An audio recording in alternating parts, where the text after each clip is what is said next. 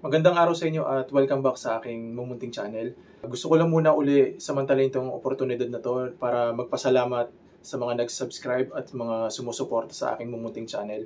Malaking bagay para sa akin na ang simple niyong pag-subscribe, kaya uli maraming salamat sa inyo. Para sa episode natin ngayon, mag-focus lang ako sa mga reported concerns, issues, katanungan, at mga usapin na regarding sa Kia Sonet galing sa mga actual owners. Itong masasabi ko ngayong araw na to ay mga information na nag-gather ko dahil na din sa mga community-based contributions, pinagsama-sama ko lang. At lilinawin ko lang na ito ay hindi para mag-generate ng hate.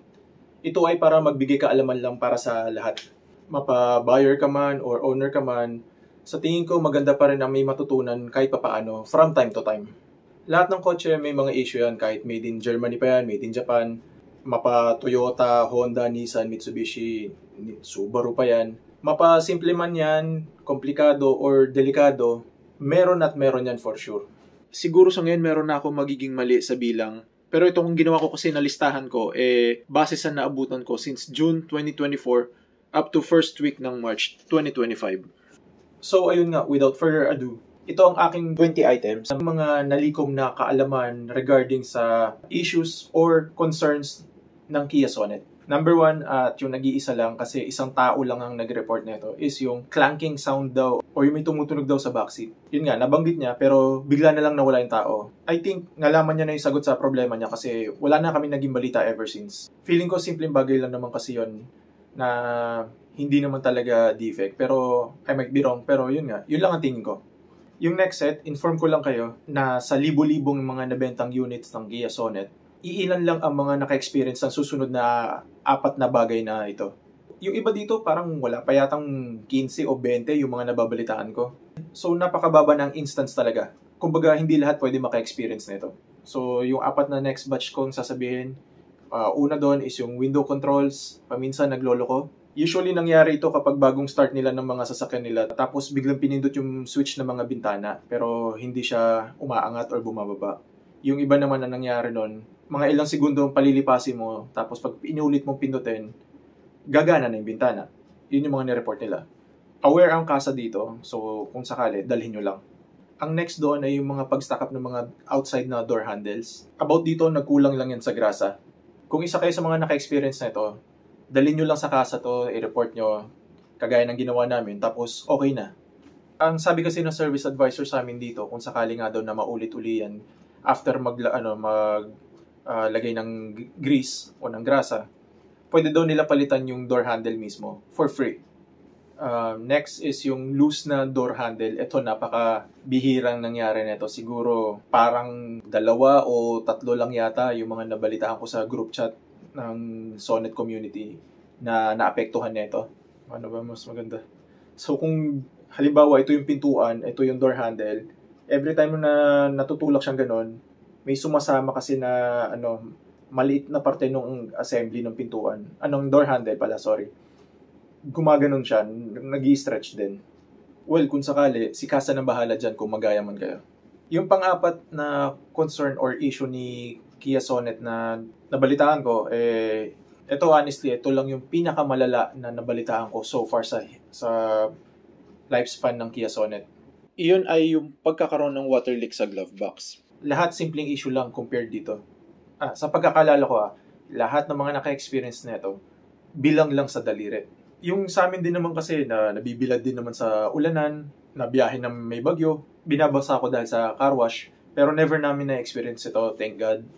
Ang naalala ko kasi na nangyari is, yun nga, pag nababasa yung unit nila, dumadaan yung tubig, pailalim, tapos pumapasok sa glove box, tapos ang ending, pumapatak sa sahig. So yung iba, nagugulat na lang yung sahig nila basa. Pero ayun nga, dalhin nyo lang sa kasa kasi may hindi lang yan na-seal na maayos. Yung pang 5th nga pala na item sa batch na to is yung concern nga or yung issue na nga ng iba regarding sa roof rest na non-load bearing. Yes po, hindi po talaga siya load bearing. Nakasulat na po yan sa mismong rails, tsaka pang-forma na lang talaga siya. Pero huwag kayo madismaya kasi may options pa rin naman kayo na pwedeng gawin dyan. Check nyo lang yung video ko na tinatalakay ko yung mga bagay-bagay about dyan. Baka makatulong sa inyo. Links down below para sa video na yan. Naka-6 na tayo so far. At itong last set ko naman ay yung mga medyo marami na naka-experience hanggang sa lahat ng owners ay involved. Uulitin ko lang, hindi lahat ng mga nasa listahan ko ay mga grabe na scenarios. It's just that ito lang talaga yung mga madalas ko mabasa sa Sonnet Club or sa GC namin na kung saan ako napapabilang since June 2004 o yung month kung kailan unang nilabas ang Sonnet sa Pilipinas. Ito yung mga tipong madalas bukang bibig ng mga nagtatanong kaya sinama ko na lang sa list na to. So, last 9 items. Unahin natin sa headlight error na nakukuha ng ibang mga Sonnet owners. Itong isang ito ay nangyayari lamang sa inyo kung magpapalit kayo ng bumbilya ng headlight nyo na hindi tama ang spec or hindi tugma sa hinahanap ni Kia Sonnet. I mean yung specification talaga, hindi yung shape ng socket or whatnot. Na-experience lang to ng ibang owners kasi nga gusto nila magpalit ng bumbilya na mas mataas ang liwanag na binubuga kasi nga hindi sila nakontento or nakukulangan sila sa liwanag ng stock na bumbilya ng Kia Sonnet. At dahil medyo scarce pa ang mga information sa internet regarding sa Kia Sonnet, yung iba na basta na lang bumili ng headlight, nakakabit nga nila, sakto naman, pero mag-a-alert sa dashboard nila or sa gauge cluster nila na magpo-post yun ng isang error message regarding nga sa ilaw nila. May mga nakapagpakabit na ng aftermarket na LEDs na hindi nagkakos ng error message sa gauge cluster nyo. Kaya huwag kayong mag-alala kung sakali kasi may solution naman dyan. Next on my list is yung floor mats. Madaming napag-uusapan sa GC na accessories pero para sa akin, ito yung pinakamadalas na mapag-usapan kasi ang dami nag-i-inquire about dito. Meron tayong mapagpipilian dyan. Meron ako sa listahan na 3 na aking pwedeng masabi. Tapos 2 doon is yung talagang marerecommend ko. Yun nga, about sa listahan, yung pang-una ko is yung galing sa kasa. Yung pangalawa ko is yung galing sa tindahan ni Lamson.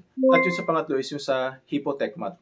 Ang mangyayari na lang dito is personal preference na lang kung ano sa tatlong yun ang mga mapagpipilian nyo. Ito, isa pa sa mga madalas ko mabasa is yung clanking sound na narinig nila sa labas ng sasakyan nila every time pinapatay yung makina. Ang narinig nyo kasing tunog dyan dahil doon sa mga nagko-contract nga na parts somewhere dyan sa engine bay right after patayin yung makina. Common lang din to. Yung ibang pwede nyo marinig is yung pagpatak naman ng tubig dahil sa paggamit nyo ng aircon. Yun nga po, common lang siya. Pero kung halimbawa kasi na matagal na yung Sonnet, hindi na bago, kung matagal na sa inyo yung Sonnet, mas maganda kung tignan nyo din yung tumutunog na yun. Baka kasi hindi na din yung tulog galing sa aircon. Baka may ibang tumutulo na pala. Pero sa ngayon, since bago lang ang Sonnet, wala pa kayo dapat masyado ikabahala. Another one is yung pagmo-moist ng headlights. Personally, this is weird for me pero it is designed that way. Nakasulat din yan sa Biblia na binigay sa inyo ni Kia. Yun kung binabasa nyo. Nasa pahina 850. Ano ba? Yung rear plastic na nasa tabi ng hatch, scratch magnet yan. Isa yan sa mga concerns ng ibang users, lalo na yung mga nag-car wash lang tapos nagasgasan pa nila yung plastic nila sa likod. Kung gusto nyo to maiwasan, day 1 pa lang ng pagkuha nyo ng Kia Sonnet nyo, ipa-PPF nyo na agad yung part na yun para kahit paano maproteksyonan nyo naman siya sa gasgas. Wala gano'n talaga, plastic siya yung isa doon, small wheel, ang liit ng gulong ng Kia Sonnet. Ang taba niya tignan, tapos pagdating sa gulong medyo maliit. Sa totoo lang, okay lang sana yung 16s niya. Hindi talaga ako fan ng mga two-tone na design ng wheels. Pero ito kasi simple lang, tas nabigahan niya ako sa design niya. Kapag umiikot na yung gulong, it reminds me yung parang yung weapon ni Samson na ginamit niya kay Goliath. Ay, si David nga pala yun. Okay sana ang 16s, kaso ayun nga, nagmumukha siya maliit dahil sa specs ng goma na included. Ang ending tuloy, yung iba nagpapalit ng mugs para umangat ng konti yung kagwapuhan ni Sonnet. Yung iba naman nagpapalit ng goma para medyo maging appropriate naman sa design niya. Kapag ang design niya kasi is malaking kaha tapos maliit na gulong, naalala ko yung luma naming Tamaraw FX back then. Yung iba, ang concern din nila noon is yun nga, yung kawalan ng hood insulator. Siya yung material na nilalagay sa ilalim ng hood. Makikita mo lang siya kapag binubuksan mo yung hood. Ang purpose din kasi nun is yun nga, parang dagdag heat dissipation din sa engine bay. Laking tulong sana nito for heat dissipation, lalo na ngayon magsa-summer na. Kaso yun nga, to keep the cost down, hindi siya sinama ni Kia sa mga units noon.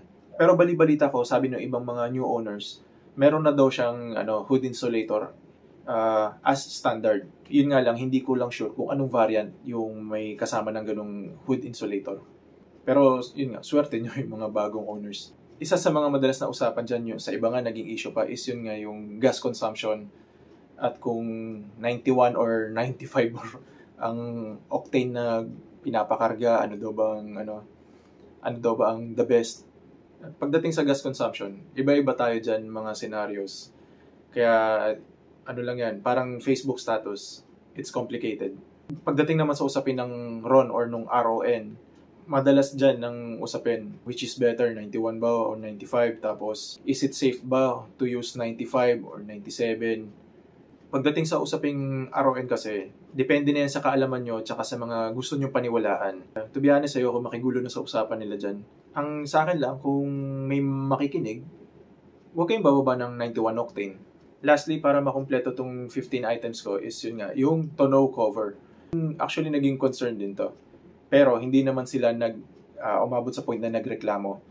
Nag-voice out lang sila ng opinion nila na sana nga, since hatch pa rin ang opening ng Sonnet, sana ginawa na siyang free, standard. Hindi yung sold separately pa. Kasi ano rin yan for safety at privacy na rin ng mga cargo mo. Kaso ayun nga, hindi siya sinama uli to keep the cost down. Kailangan pambilhin separately. Dagdag ko lang ulit para sa last set ko, another 5 items na sa tingin ko madalas din mapag-usapan. Mga pahabol ko lang to na dagdag at in no particular order. Simulan natin sa StarMap. Ito yung hinangad ng majority ng mga naka-LX. So far, wala pa sa local markets natin, pero meron sa kasa at lalong mas madami sa India. Kung bibili kayo ng StarMap sa kasa, ang set sa likod ay naglalaro sa 52,000, whereas naman kapag ang isang buong set sa harap ay naglalaro naman sa 86,000. Another one is yung ORCR at saka yung plaka. Nung bago-bago pa lang sa Sonnet, ang bilis. Makukuha mo agad siya within or less than a month. Kaso for some unfortunate reasons na hindi nga rin naman nila maiiwasan, medyo bumagal sila. Kaya ang ending, yung iba inaabot ng 2 to 3 months bago makuha yung mga ORCR at plaka nila. Pero sure yun.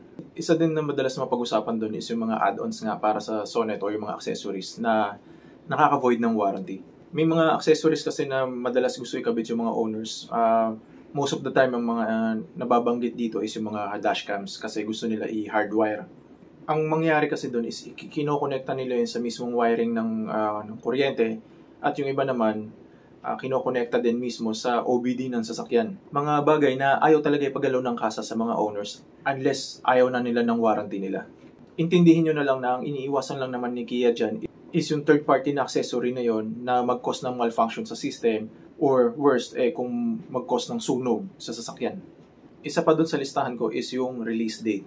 Ito yung mga eksena or na madalas yung mga excited na yung mga buyers na makuha yung unit nila tapos unfortunately mauudlot dahil walang dumating na stock na allocated para sa kanila. Another one is yung dashcam. May mga options tayo na mapagpipilian kaso so far mga Chinese brands na lang ngayon yung mga may magagandang options. Sa panahon ngayon, ito talaga yung isa sa mga magagandang investments na mabibigay nyo para sa sarili nyo at para sa kotse nyo. Kaya pondohan nyo na. Di ko sinasabing bumili kayo ng mura, pero wag naman sana yung mga sobrang mumurahin na masabi lang na may dashcam kayo. Kasi kung sobrang mura niyan, madalas ang mga quality ng nire-record nyo, grainy, malabo, pixelated, to the point na hindi nyo na ma-distinguish yung bagay na gusto nyo sana makita kapag nagre-review kayo ng recording nyo. And that's it. Ito ang aking mga 20 items ng mga reported issues at mga concerns na na-take down ko. Mga bagay-bagay na madalas itanong sa GC, sa Facebook page, basta sa community ng Kia Sonnet owners. Ewan ko lang kung naging helpful man lang to sa inyo, pero sana kahit papaano, nakatulong din naman sa inyo to para makapagbigay kahit konting impormasyon lang. Hanggang dito na lang muna. Maraming salamat ulit sa mga nag-subscribe at sa mga umabot hanggang sa dulo ng video na to sa panonood. Maraming salamat sa inyo. Hanggang sa muli, paalam muna pansamantala.